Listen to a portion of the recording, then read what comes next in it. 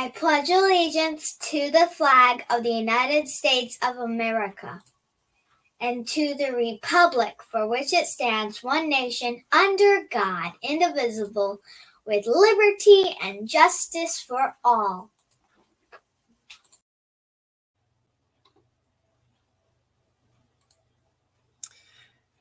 Hello. Almost said good morning, but I guess we're now into the noon hour, so good afternoon. I'm constitutional attorney Catherine Henry. Welcome to this week's episode of Restore Freedom Weekly.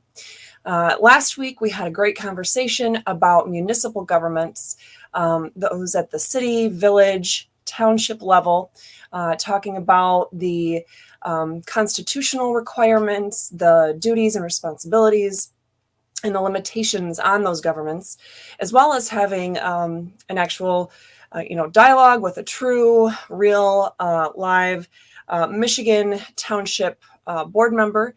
He was a township trustee, and now he is the township treasurer. That is Michael Bosch in Georgetown Township. This week, we're continuing that conversation by talking about local governments, but in the context of actually county government, the midway between your municipal government and your state government. There's a lot of rumors about the powers of local and county governments, and expectations differ greatly from one person to another, especially when we've been talking about and debating the powers of government for the last 2.5 years, more widely across the entire country than ever before. But today what I want to do is we're still going to go over the constitutional segments that relate to the powers and responsibilities and limitations of county governments. We're going to talk about parts of the U.S., Michigan, and Florida constitutions, as we always do. But since a large portion of those pieces that are relevant to county governments, we already talked about last week, today what I want to do is jump right on into our conversation with our guest for today. And without any further ado, I'm going to see if I'm smart enough to click all the right buttons today.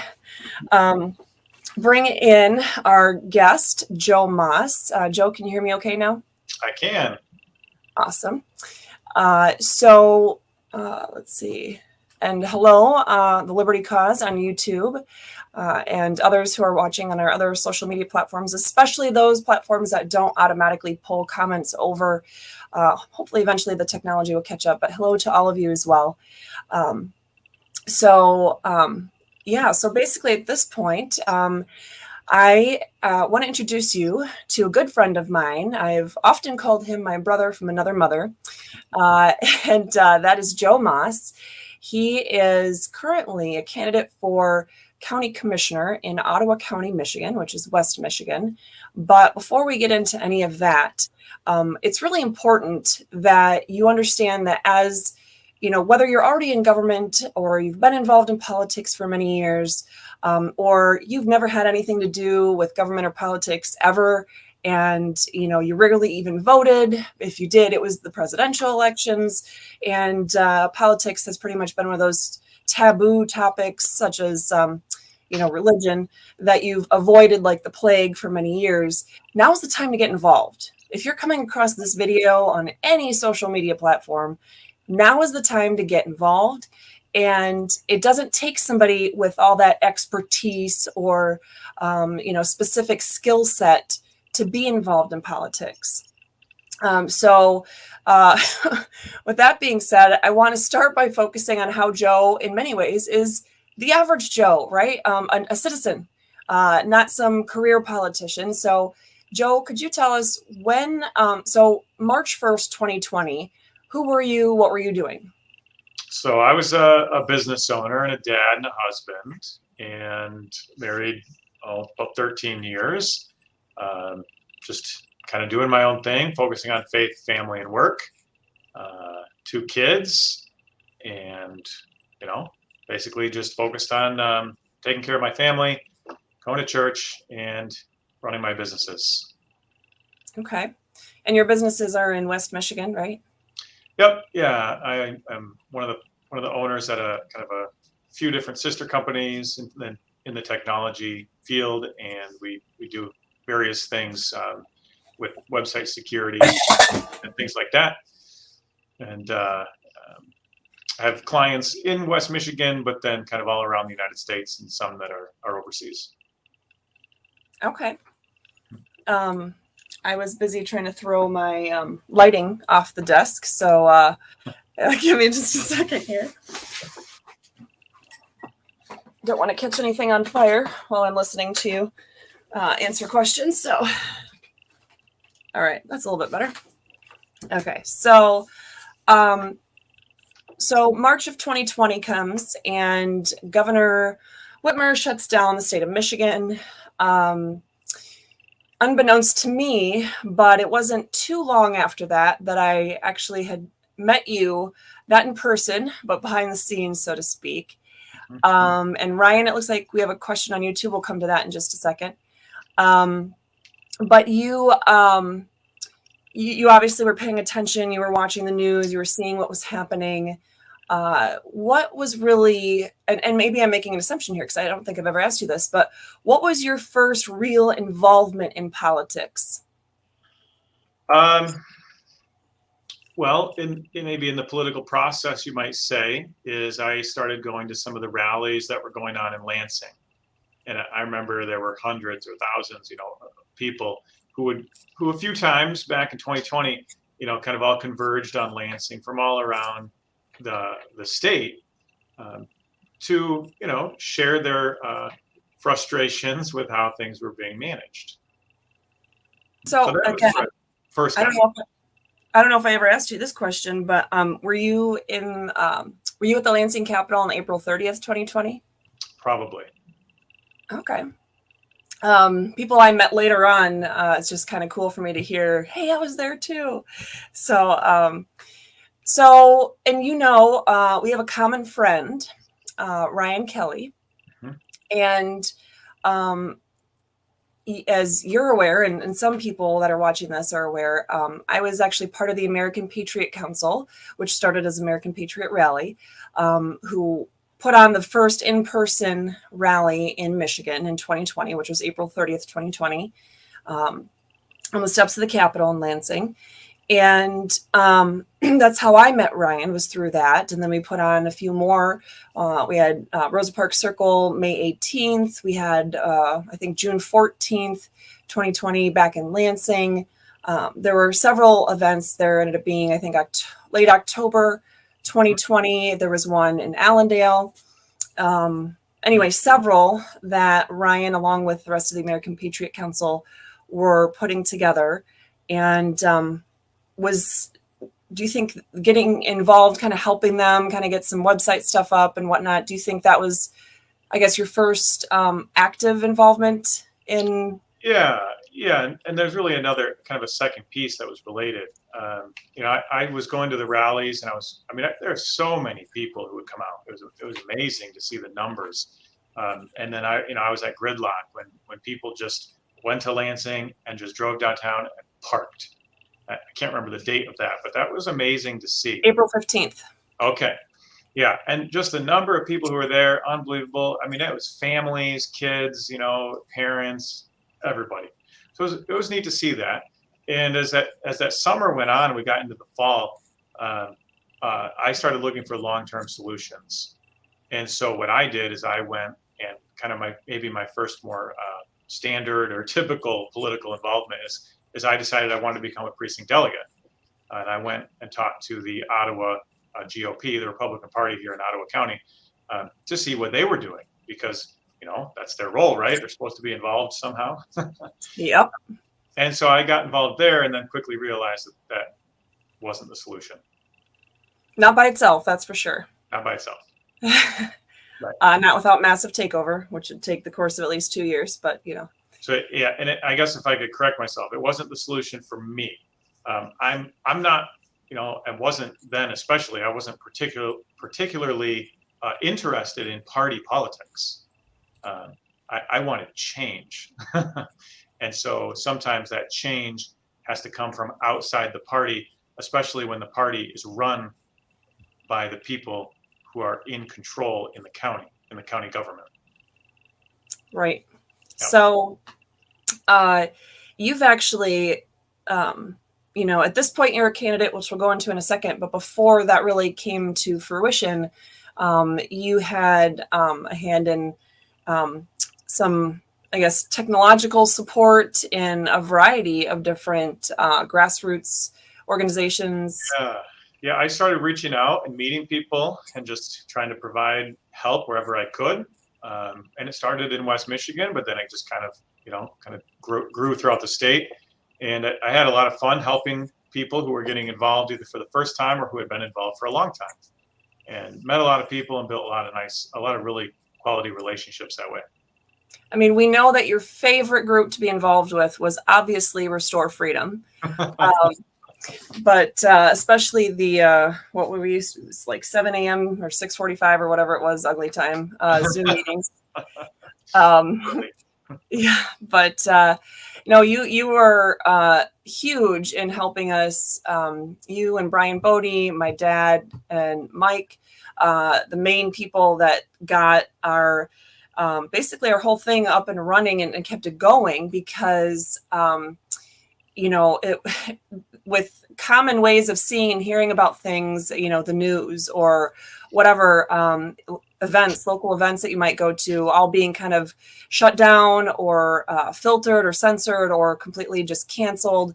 In many ways, we had to find new ways to get out and get the word across and unite with people all over the state. And with the Restore Freedom Initiative petition, we were doing just that. So I'd like the viewers to know, how instrumental you were in making sure that project was able to get as far as it did, as well as then when we converted to just doing, all the other stuff that Restore Freedom now does. And certainly I continue to pick your brain for the tough technology questions. And I know if you had, tons more time, I'm sure you'd still be helping on a regular basis with what we're doing, but you've got quite a bit going on. So aside from helping others get started with new grassroots organizations or even getting prior formed organizations a bit more online, so to speak, you also decided to make a change and start an organization in Ottawa County yourself. So when officially did that really launch? So I started meeting with some people at the end of 2020, and we officially launched right in the beginning of 2021. And really we had seen was basically the start or maybe the early parts of this parental rights movement and this huge involvement from parents. And it's not just in Ottawa County, it's not just in Michigan, it's across the United States. And we were seeing things happen, and parents were meeting together and building a community with like-minded, freedom-loving people.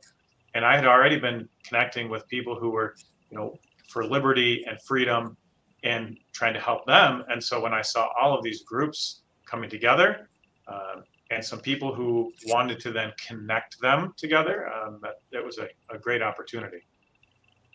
So the name, I didn't remember if you or I actually said it out loud yet, but the grassroots organization that you co-founded is Ottawa Impact. Yep. And essentially, and you kind of alluded to it as you were explaining kind of what issues drew you in to get involved and that kind of thing. But what is its main purpose? What is the main purpose of having Ottawa Impact in Michigan? So the mission is to preserve and protect the individual rights of the people living in Ottawa County. So we are a locally focused organization. And really what we wanted to do was come in and help create more of a permanent structure that people in Ottawa County can rely on for truth, for transparency, and for maybe most importantly, accountability. And what we realized is that, if your elected officials are misbehaving, let's say they're not living up to the platform of the party that they're elected to serve. They're not serving the people first. They're prioritizing the county corporation or their own positions over the people. They're kowtowing or bowing down to demands from the state government, especially demands that infringe upon people's rights. then really the best thing to do is to replace them. And it typically is hard to replace incumbents because it takes time, takes money, takes expertise. So we wanted to help build a couple different organizations that could kind of work hand in hand with the people in Ottawa County to help them in if they needed that accountability in their area. So yeah, I forgot you mentioned a couple different organizations. So you have Ottawa Impact and then Ottawa Impact PAC. Is that right? Yeah. So there's a few different related entities. So Ottawa Impact is a nonprofit, focuses on education and advocacy for individual rights. It doesn't engage directly in politics. The Ottawa Impact PAC does that, and it does so by vetting candidates and supporting them. And then we also have an education PAC that's focused on local school board races. And then we also launched a legal fund because there were some parents who wanted to sue Ottawa County's Board of Commissioners and health officer. So those four working together are kind of the group. Okay. So basically in 2020, you went from a guy who was the average American Joe, working, taking care of your family, going to church, doing your thing. And I guess I kind of skipped over one of the main parts. You were born and raised in West Michigan, right? Yeah, grew up in Hudsonville. Grew up in Hudsonville. So as most of you know, that's where I was living when we just moved down to Michigan or to Florida last summer. But so you've been in West Michigan and involved and knowing what the issues are your whole life. Yep. But really 2020 was the breaking point for you where you decided enough is enough and we the people need to stand up and do something different. So obviously, you coming alongside of and being a part of different organizations, like American Patriot Council or Restore Freedom or anything like that. Those are almost all, if not all, of the ones that you helped in some way are basically more statewide or even national organizations. But Ottawa Impact is just, focusing on the local side. What are some issues that I want people to understand why it's important for them to pay attention and what kinds of things they might be looking for. And then, of course, ways that they can get involved and do something. So what are some of the issues that at the county level that struck you as wrong, struck you as something you needed to get involved and do something about? Well, the easy way to answer that is just to tell, like a couple quick examples. And we're kind of jumping around a little, but, a year ago there was kids were going into the new school year and there were no mask mandates and everybody was pretty happy about that. And then a couple days before school started, the Ottawa County Health Department issued a new mandate requiring kids to mask in schools.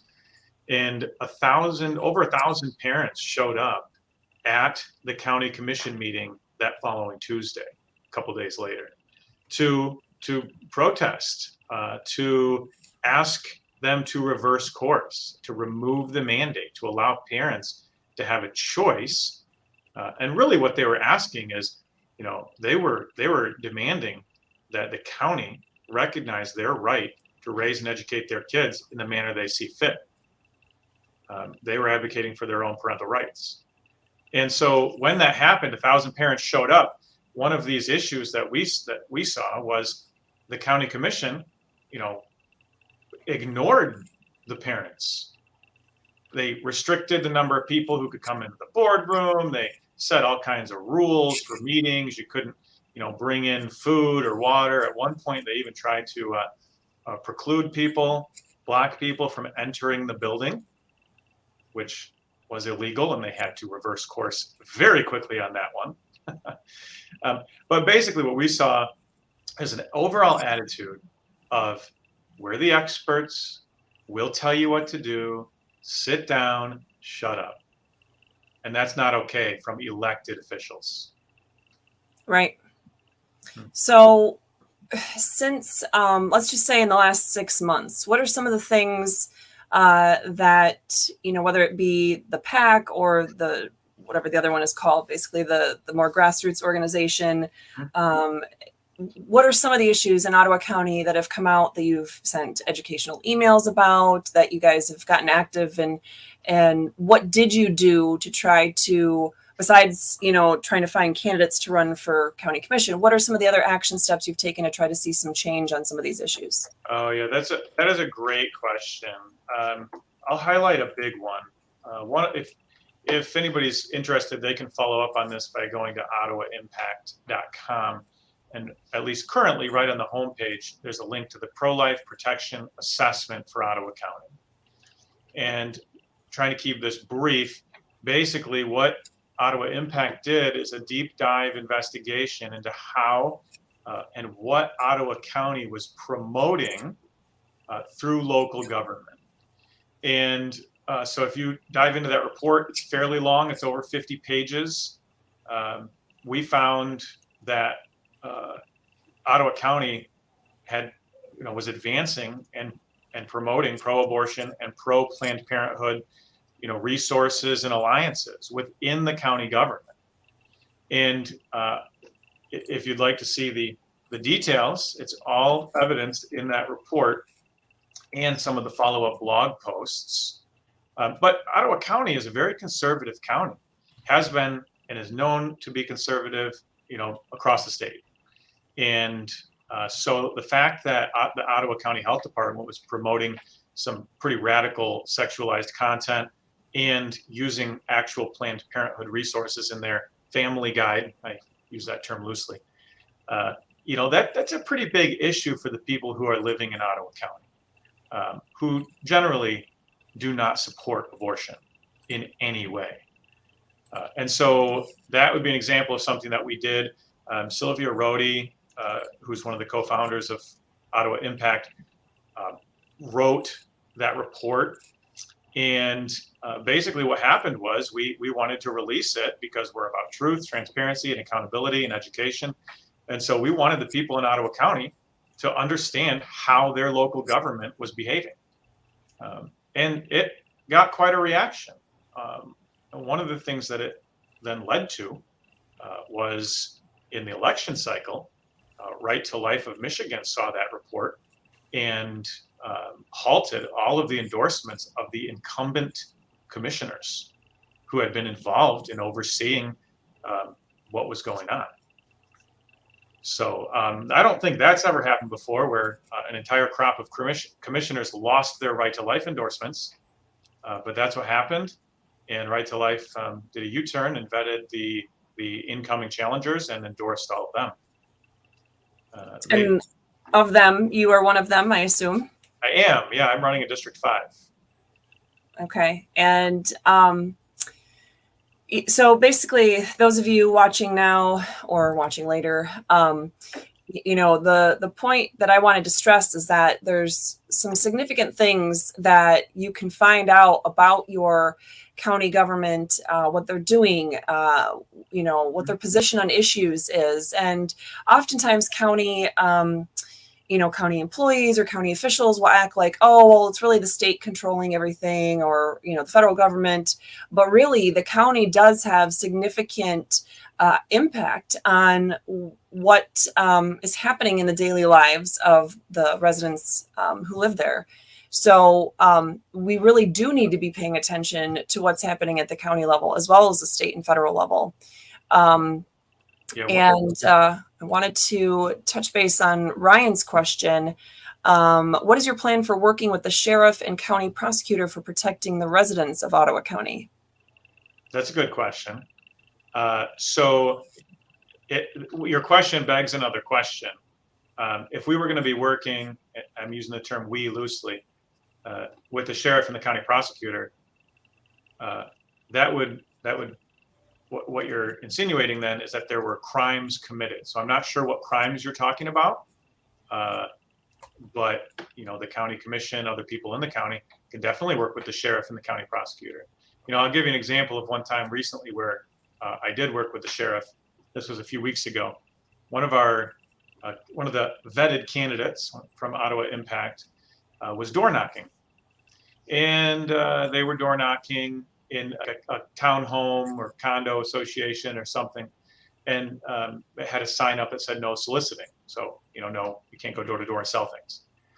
Well, door knocking for political purposes is First Amendment, protected speech, and also kind of a hallmark of American politics. Anyway, some homeowner was unhappy with, someone door knocking at their house, and decided to call the township, who then called the county, who then sent a police officer, who then removed the candidate, forced her to leave and stop door knocking. Okay.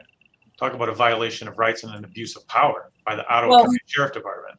And a huge element that I think I just want to make sure we're not going to overlook is that when the law enforcement officer arrived, she was at, somebody else's home. It's not like she stayed at somebody's home, when they didn't want her there. She was talking with them, and that homeowner told the law enforcement officer, "What are you doing? She's my guest. Leave her alone. She has every right to be here."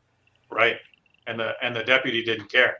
The deputy just hung out and then forced her to leave and threatened, to cite, give her a ticket or whatever. And, so how did we work with the sheriff? Well, she called me because she was pretty upset. I said, "Joe, what do I do? Like this, we left because I didn't want to get arrested. But I think what they did, what that deputy did was wrong." I said, "It's absolutely wrong. That's insane. Like, this is how the Ottawa County Sheriff's Department acts, then we need a new sheriff." But anyway, so I called the county, and I talked to the sheriff, and he then went and took a few minutes and investigated what happened, and of course confirmed, yeah, that officer was in the wrong, and confirmed that it would not happen again, right?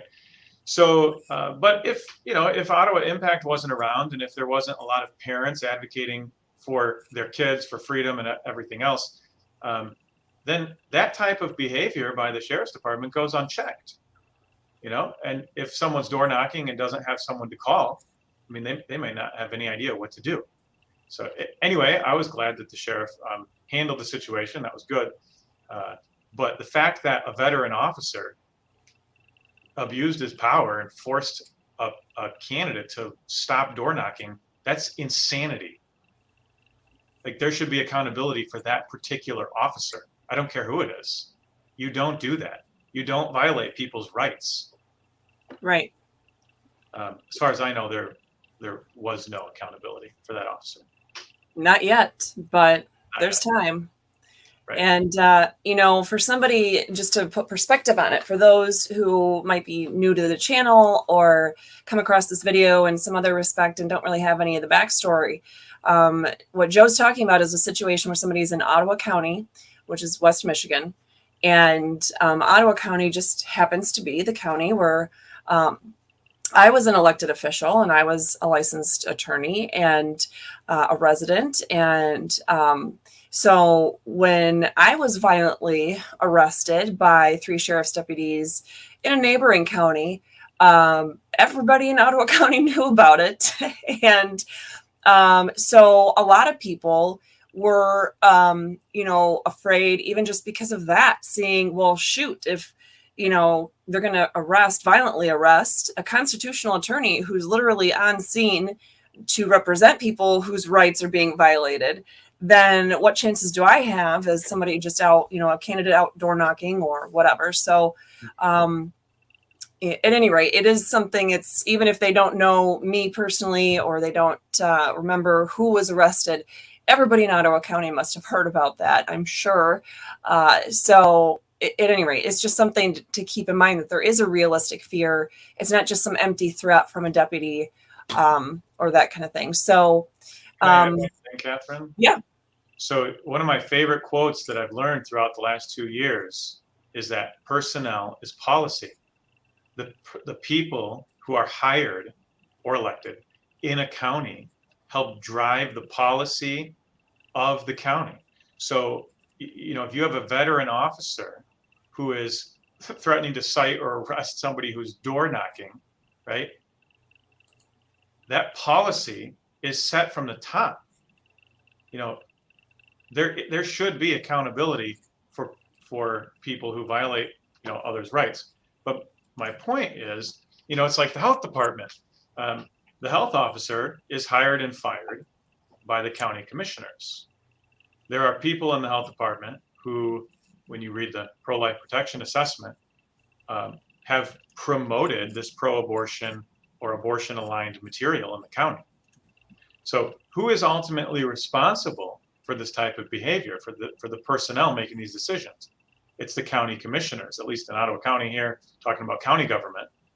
And so that's why the people who are making the decisions, whether they're elected or appointed, are so critical to have the right people in office, because they set the policy from where they're at.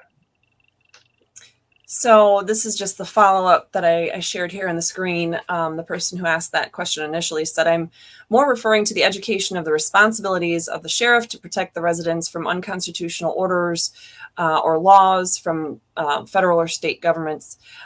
So again, what you were just saying is that, there are some county government positions that the county commission, the county board oversees or appoints or directly controls in some way, but offices like the sheriff are a constitutional office, and so those are not directly controlled by the local government, but rather the constituents at the ballot box.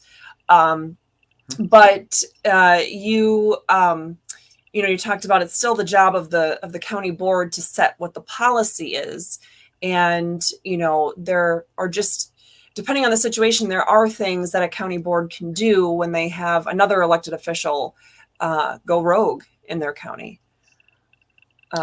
Sure. And you can look, one of the big things from a county level is look at budgets. The day that there was the 1,000 parents protesting at the county building, the county commissioners actually voted to increase funding for the health department by over $2 million while there's 1,000 parents in the building. It's that kind of out of touch, disconnected from reality type of a perspective that it does not go unnoticed within the county. 1,000 parents showed up to protest, first time in Ottawa County history.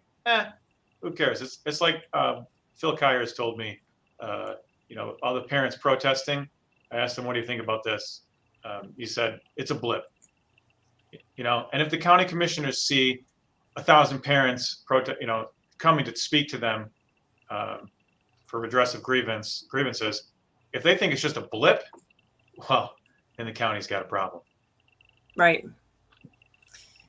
Well, we do have another question that I wanted to give you the chance to address. How do you feel about private property rights?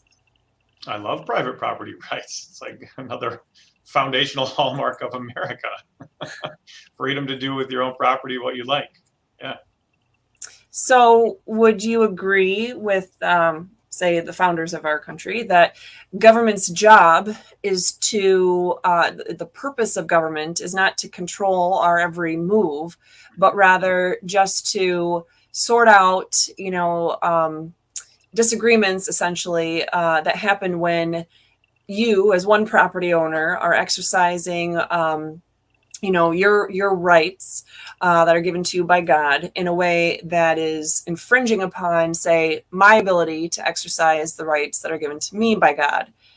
And it's not always about property, but oftentimes there's some sort of property element involved. So Right. Would you say that's what government's role is?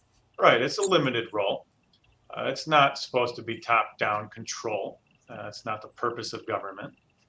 But there's many examples that we could go to. I mean, there's all kinds of ordinances about noise or toxic waste or things like that. And so, sure, I think it's private property rights are extremely important and need to be upheld. So, are there any specific things, I guess, that you want to, make sure that people know about, relating to county government, to your campaign for county commissioner, to relating to Ottawa Impact and what it's working on? Is there anything that you think people need to know about that we didn't get to touch on enough yet so far? Oh, Sure. I mean, there's a lot going on. I'll try to limit my comments. I guess number one is there's an election 1 week away. That's pretty exciting. Yeah. And my phone won't stop ringing. There's reporters calling and calling and calling, trying to get information on what's going on. It's interesting because Ottawa County kind of leads the state in many respects. People watch Ottawa County. It's a very conservative county.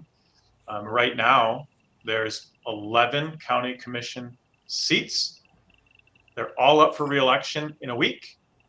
There's 9 Ottawa Impact vetted challengers to 9 of those seats.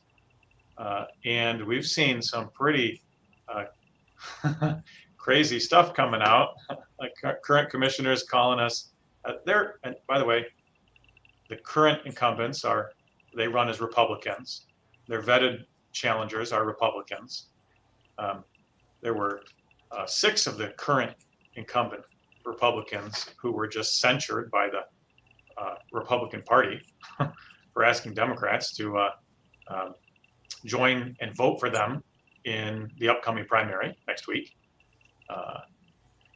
One of the statements along that was really, really funny. I'll try to pull it up. But anyway, so, that's been really neat to see such a huge involvement from people in their local government and wanting a change, some fresh perspective in the county. The county attorney last year said that there was a school that got shut down. It's my daughter's school, actually, for not complying with every COVID mandate. And anyway, the attorney said that the school and the school's attorney had like an ignorant conservative political agenda. And so, that's ridiculous for one. But we've been hearing kind of that kind of ridiculous type villainization, name calling from a lot of the incumbents. We've been called extremists, radical, et cetera, et cetera. The list goes on. And really what they're dealing with is a whole bunch of regular citizens who want accountability. So I'll read you a quote here. This is a pretty funny one. So this was a quote from here we go. After the 6 of our current commissioners were censured by the Republican Party, one of the people from the party said, "It's pretty clear what's going on here. These individuals," talking about the censured commissioners, "no longer have support from actual Republicans in the community. So they're playing games with our primary process and trying to get Democrats to decide who the Republican nominees should be." I thought that was pretty funny. But, that's kind of where we're at in Ottawa County. Right. Well, and I think it's not, I think in that respect, there's a lot of similarities in other counties all across the state of Michigan, as well as in other states, such as in Florida. There's, a lot of people that are in place that are, Republicans or some other, conservative office holder, supposedly conservative office holder, who has forgotten what their office is supposed to entail and what it's not, and who they answer to. So that's actually the boring stuff that I planned on kind of recapping a little bit once we let you get back to all the fantastic things that you do. But it's important that people recognize the impact that issues at the county level have, and the impact that the actions of county government officials have, and the impact that you as an individual can have on those county governments and at those meetings, and by taking different steps. I mean, hopefully any of you watching were able to hear the beginning when we're talking about Joe's getting involved, and he wasn't really politically active before 2020, and all the craziness happening is what got him involved.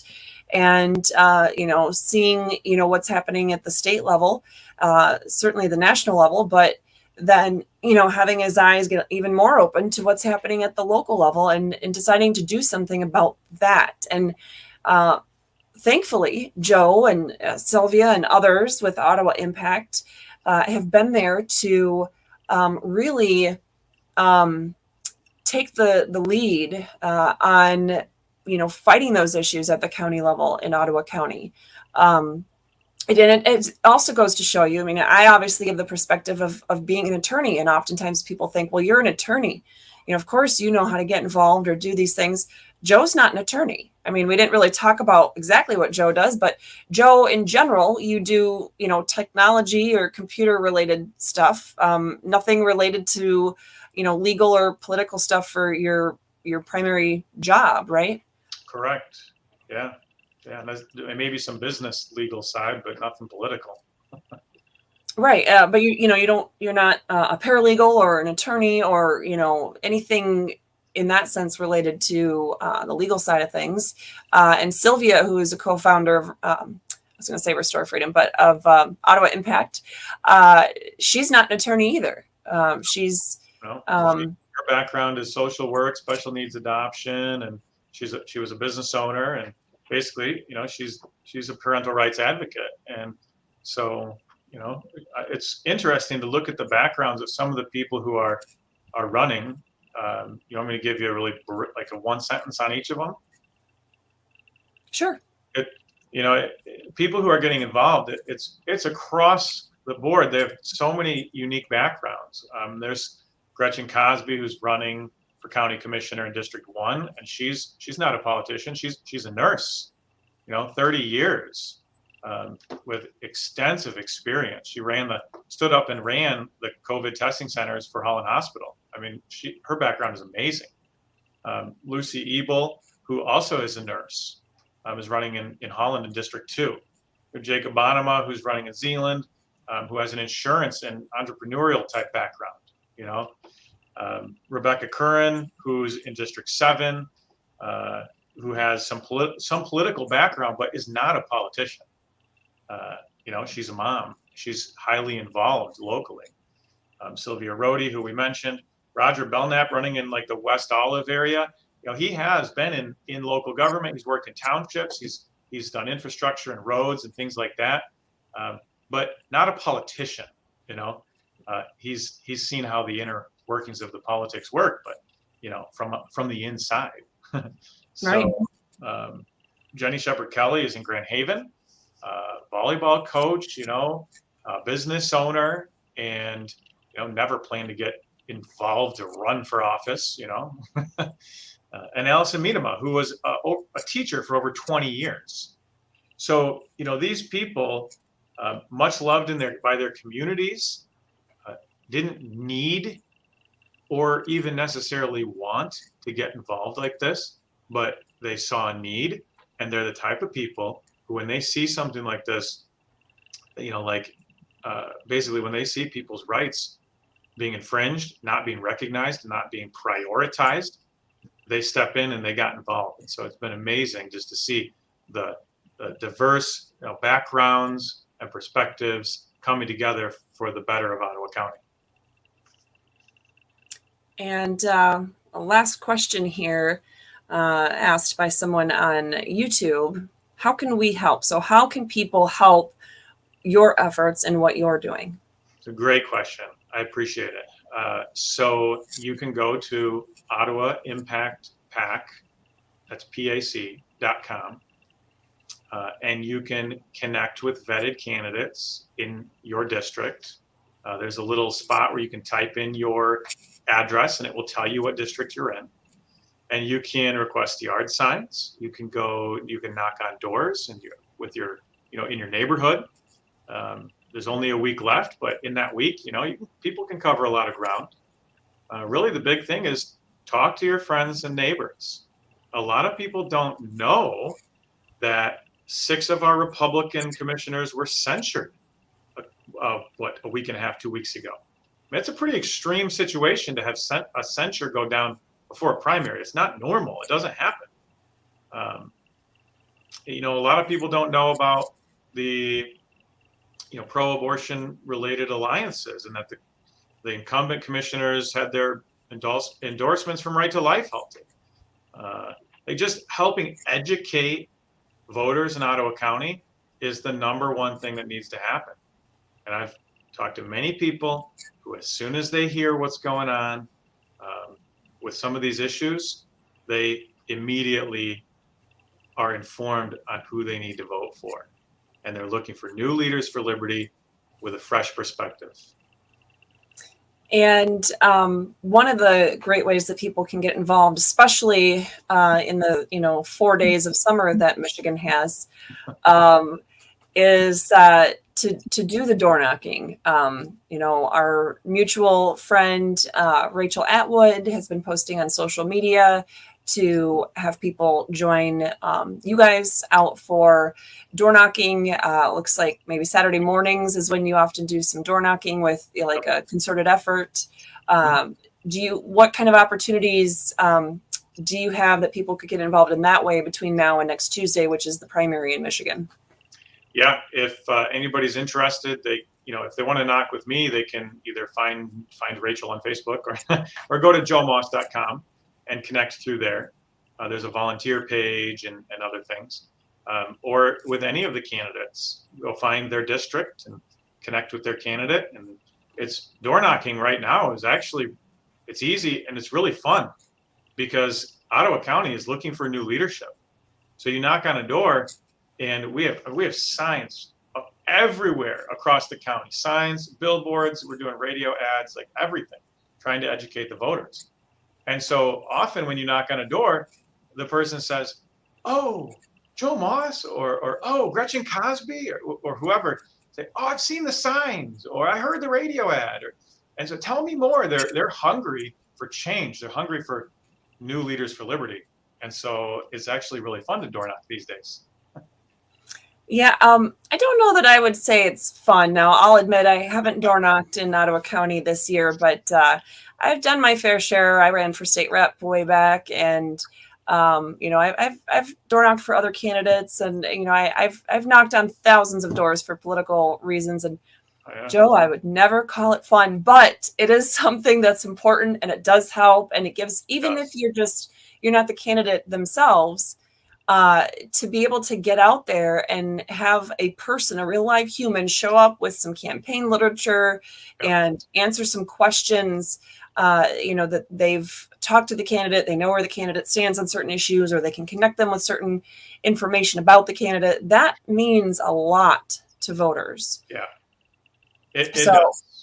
Which really confuses me how I won so heavily in Ottawa County for all the things I ran for in 2020 and 2021, because I didn't knock a single door. But hey, it was a weird time, I guess.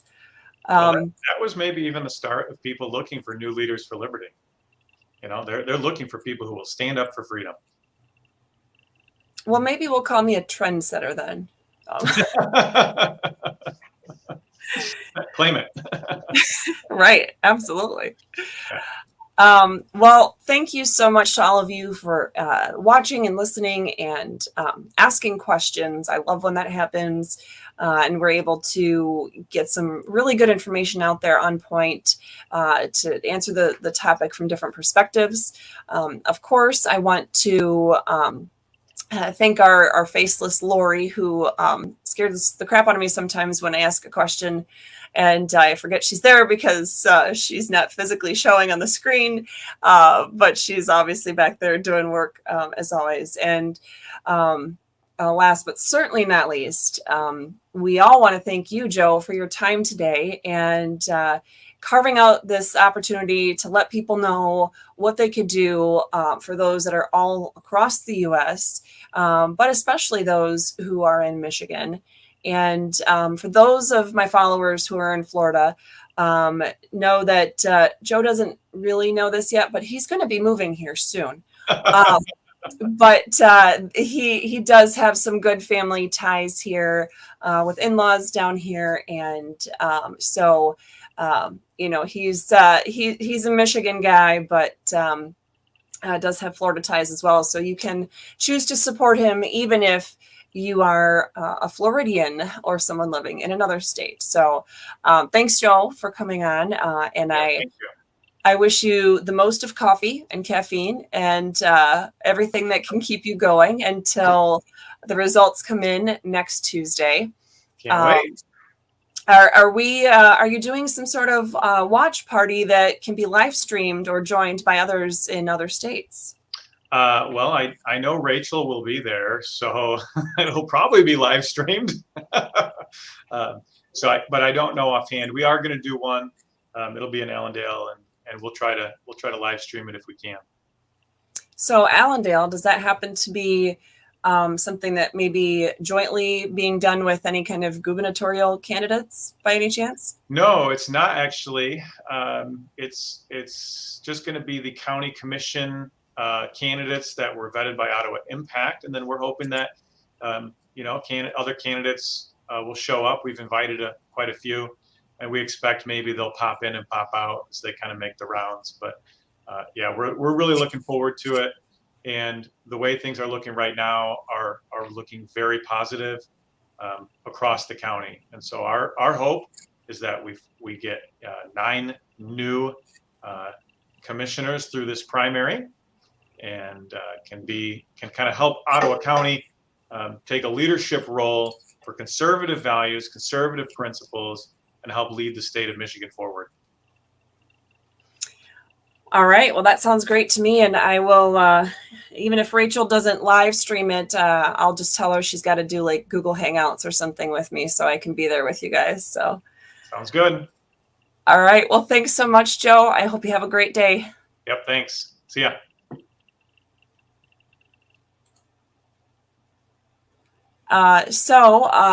To everyone else, I wanted to give you that recap of where we are. Let's see here.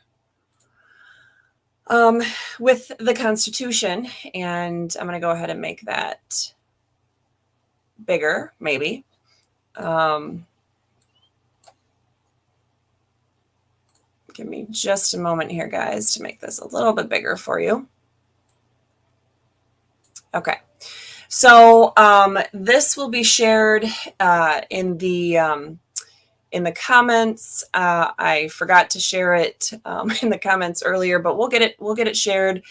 It'll also be made available on our Thursday Constitution segment recap as well. So just kind of a refresher that when we talk about any level of government, and oh, look at that, I don't know how to spell county.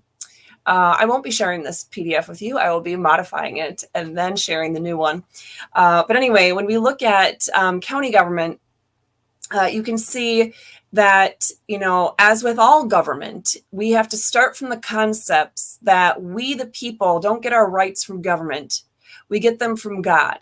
And we have, it's we, the individuals, we, the people who have rights. And we hold the power, and we only authorize or delegate certain powers to our federal, state, county, or municipal governments. And all those powers that we don't delegate specifically in our constitutions are reserved to us, we the people. And the whole concept of, that it's we the people that hold the sovereign power is mentioned and reiterated over and over again in the Declaration of Independence, in the U.S. Constitution, in the Michigan Constitution, in the Florida Constitution. And so when we have people that are supposed to be representatives of we the people, who are elected into certain positions, chosen, possibly even appointed to run in certain roles, to fill that certain need in government, they all have to take an oath of office, an oath to support and defend the U.S. Constitution and the state constitution, if it's a state official. And we have those oaths referenced here. In Florida, we even have the part that's talking about that each state and county officer, before entering the duties of office, shall swear or affirm to support, protect, and defend the Constitution. We also need to remember that there's a separation of powers. So when you have, the U.S. level, the state level, it could be the county level, the local level we talked about last week, whatever level of government, here in the United States, we are guaranteed a Republican form of government. And we also have a general system that has checks and balances and that has a separation of powers. So you have those who are in the legislative capacity, who are making regulations or modifying regulations, and those have to be elected officials. We have several parts of our state constitutions that talk about the powers of counties to consolidate townships, to put into effect county charters, which is their version of a constitution, to put into effect ordinances and resolutions, to do other kinds of things. Our state constitutions also put into place which county officers are constitutional offices. So in Michigan, you have a sheriff, a county clerk, a county treasurer, and a register of deeds, and a prosecuting attorney. And in Florida, you have a sheriff, a tax collector, a property appraiser, a supervisor of elections, and a clerk of the circuit court.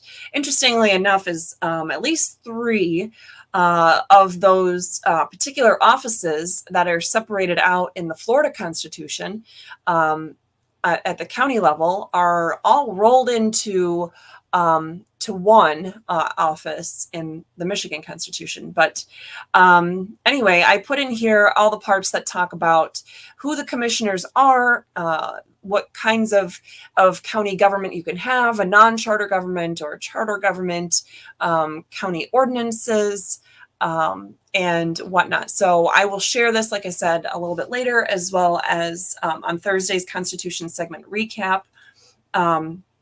But for now, I just want to, let me see real quick if there's any other questions or concerns that we did not get to.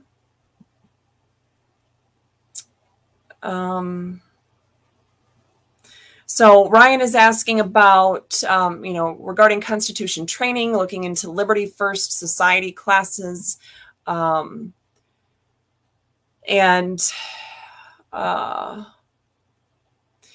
So I don't know if the question is specifically for me. I haven't looked into her classes. We've tried to reach out to her to see if we can join forces in some sort of way to educate people on the Constitution, to fight for freedom. But she's been, I guess, a bit too busy to get back to us. But at any rate, I don't know anything in particular about her classes. What I can tell you is that we do this program every single Tuesday at noon, currently live streaming it anyway at that time, to educate people on the Constitution, educating people about the Constitution in the context of real life things coming up and issues and topics you need to be aware of. Talking about different ballot initiatives, candidates, proposed bills, new laws, recent court cases, all kinds of things relating to the Constitution, and putting those into perspective in terms of what the Constitution has to say about each of those topics. But we will be specifically creating Constitution courses for adults, for teens, and for kids, hopefully at some point really soon. But we're going to try to finish our new website and redesign our new Constitution app and get those fully functioning and up first. But please keep coming back and checking with us to see what new offerings we have regarding that. Okay, so All right, those are all the questions that I see there today. If I did somehow skip one or miss one or gloss over one, I do apologize. But we thank you for joining us today. And if you're in Michigan, please make sure you are doing your homework between now and next Tuesday so you can vote informed next Tuesday at the state primary elections. If you live in Florida, I don't remember the exact date now, but I want to say it's 3 weeks after the Michigan primary is the Florida primary. So make sure you are doing your homework to find out who is running, who is going to be on your ballot, and which people you should vote for. Just because they have that particular, R after their name or D or whatever party you generally follow along with does not mean that they're the candidate that you actually would support if you knew where they stood on all those individual important issues. So with that being said, I look forward to having you check back with us tonight at 10 on all of our social media platforms to see the true or false question of the day answered, as well as tomorrow for our Wednesday Way to Get Involved Challenge, Thursday for our Constitution segment recap, which is likely going to be a post and not a video this week, our Friday Freedom Fighting Tools, and Sunday's Biblical Insight. And of course, please come back and join us next Tuesday at noon for our live episode of Restore Freedom Weekly. Have a great day, everyone.